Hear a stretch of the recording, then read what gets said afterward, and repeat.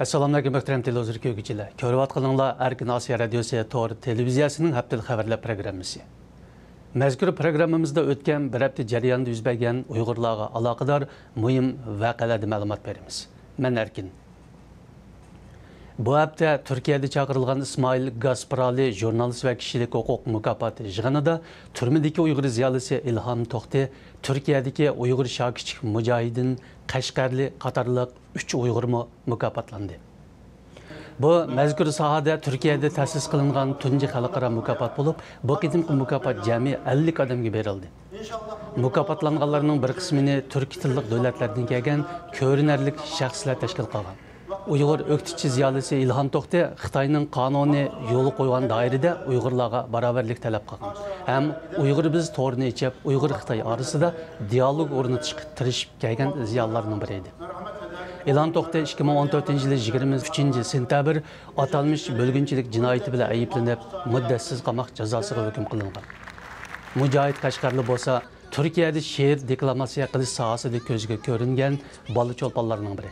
O Turkiyadagi muhim xotirlash faoliyatlarining doimliq mehmoni bo'lib, o o'zining yangroq, mungluq ovozi bilan turk xalqini hayajonga solgan va Uyg'ur masalasini anglitib kelayotgan shokichik faoliyatchidir.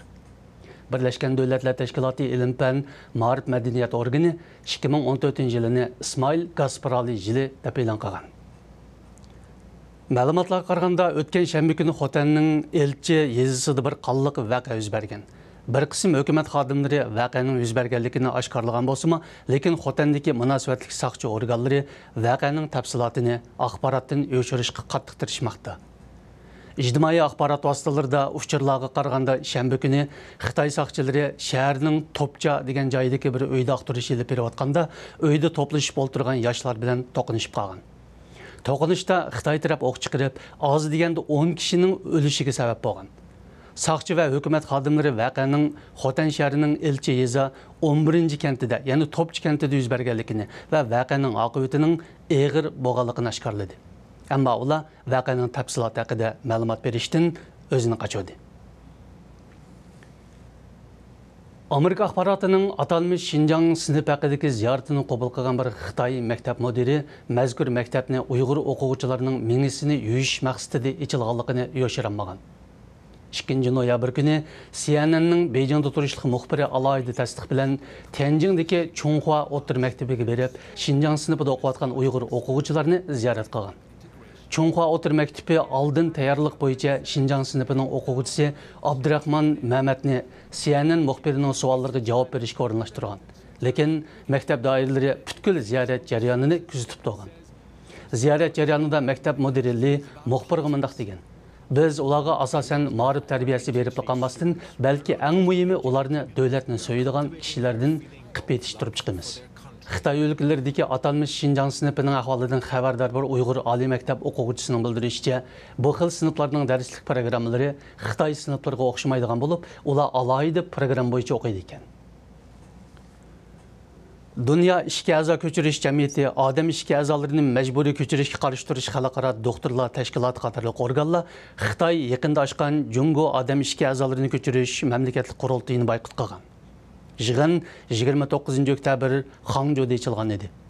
Majburiy ishga a'zo ko'chirishga qarshi xalqaro doktorlar tashkilotining ko'rsatishicha, Xitoyda xristian, Uyg'ur, Tibet, Falun Gongchilaridan bo'lgan vijdon mahbuslarining ishga a'zolarini ko'chirish qilmishi yo'lga qo'yilganga 15 yildan oshgan. Ma'lum bo'lishicha, yuqorqi tashkilotlar Xitoyning o'limga hukm qilingan mahbuslarning, bo'libmi Falun Gong va Uyg'ur siyosiy mahbuslarining ishga a'zolarini majburiy ko'chirishni to'xtatmaganligini ko'rsatib, mazkur yig'inni boykot qilgan. Yurtimizdan chiqqan ko'mirni ko'ydirib, butun istutakni bizga qoldirdi. Ammo uningdan chiqqan tokning hammasini ishkirga elib ketyapti. Mana bu radiomiz ziyoratini qabul qilgan Qumaldagi bir Uyg'ur dehqonning o'z yurtidagi muhit bulg'inish haqida aytganlaridir. Bu dehqonning aytganlarida ma'lum bo'lishicha, Qumul shahrining janubidagi eng munbat Uyg'ur yezlaridan biri bo'lgan Rahatbog' yezisi navbatda eng og'ir darajadagi muhit bulg'inishga va uning mislisiz zarbasiga duch kelgan. İlgari bu yezdeki ma'lum bir kanati uzun yıl kadr bo'lib ishlagan bir Uyg'ur dehqonning aytishicha, yaqinqi yillardan buyon Qo'mildagi Uyg'ur yezilarini bo'ylab turli tuman zavodlar qurilishga boshlagan. Eng ajallik yeri Uyg'ur yezilariga qurilgan bu zavodlar asli Xitoyning boshqa joylarida vaqti o'tgan zavodlar bo'lib, bular yezi muhitini og'ir darajada bulg'ab, yerlikni har xil kasalga mubtalo qilsa, ziroatlarni xarob qilib, dehqonlarni xonavayron qilgan. Xitoy doiralari yaqinqi yillardan buyon Uyg'ur elining Qo'mil viloyatini atalmish G'arbning ko'mirini sharqqa yo'tkash yoki G'arbning tokini sharqqa yo'tkash qurilishining energiya bazasi qilgan. Yuqorqi ma'lumotlardan qaraganda mazkur qurilishning pokiz mevalari Xitoy o'lkalariga yo'tkab ketilgan bo'lsa, ular chiqargan chirindi va bulg'ama gazlarning Uyg'urlarga qoldirilganligi ma'lum bo'lmoqda. Amerika Uyg'ur birlashmasi 4 noyabr bayonot e'lon qilib, Amerika prezidenti Barack Obamani Xitoy ziyoratida muddatsiz qamoq jazosiga hukm qilingan Uyg'ur ziyolisi e'lon to'xtadi va uning o'quvchilarini qo'yib berishini talab qilishga chaqirdi. Bayonot yana prezident Obamadan Uyg'urlar duch kelayotgan kishilik huquq dafsandichiligini o'ttirg'a qo'yish talab qilingan.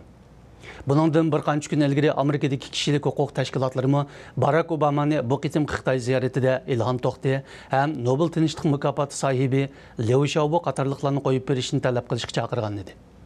Amerika prezidenti Barack Obama 10 va 11 noyabr kunlari Beijingda chaqiriladigan Osiyo tinch okean iqtisodiy hamkorlik munbiri oliy darajaliklar uchrashiga qatnashadi.